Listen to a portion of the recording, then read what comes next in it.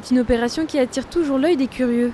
Vers 6 h du matin, un convoi exceptionnel a transporté le traditionnel sapin de Noël jusqu'à la place Kléber. Il y a ceux qui reviennent chaque année et ceux qui la découvrent pour la première fois. Le grand sapin, il n'est pas très joli pour l'instant.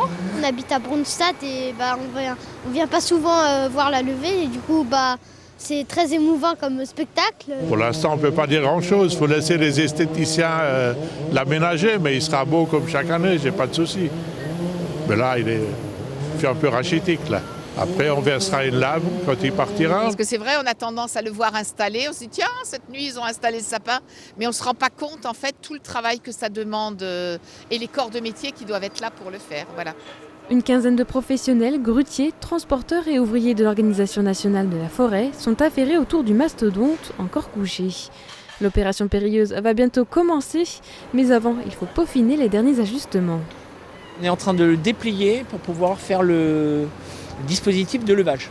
Il a été mis en pression par rapport au transport pour qu'on puisse bien circuler. Et là, il va s'ouvrir tout doucement, donc ils enlèvent l'ensemble des guindes en fait. Le sapin cette année est alsacien. Il est né dans les années 30 dans la forêt de Börsch. Henri-Pierre Gangloff participe à sa mise en place depuis 15 ans et il sait quelles caractéristiques sont indispensables aux conifères de la place Kléber.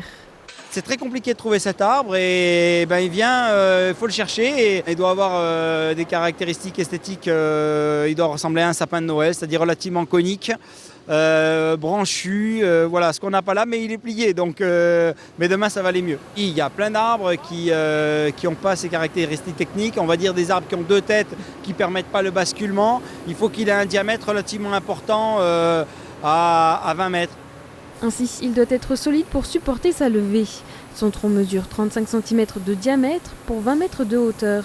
Il faut aussi veiller à ce qu'il se tienne droit. Pour aligner le sapin, retour aux bonnes vieilles méthodes, le fil à plomb. Maintenant qu'il trône au centre de Strasbourg, il faut le remplumer, réparer les branches cassées et en ajouter de nouvelles. 5 jours de travail avant d'accrocher les décorations. L'an dernier, on était autour du Lettre au Père Noël. Cette année, c'est les jouets d'antan. Tout ce qui fait la magie de Noël, qui nous rappelle, c'est pas le plastique, c'est plutôt le bois, c'est plutôt des jouets traditionnels.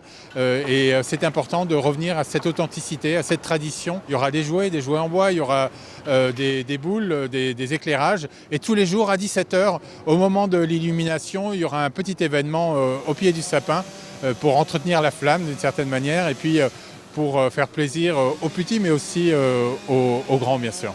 Sur la place, la magie de Noël commence à arriver. Autour du sapin, le village du partage, la patinoire et les premières illuminations sont déjà en préparation.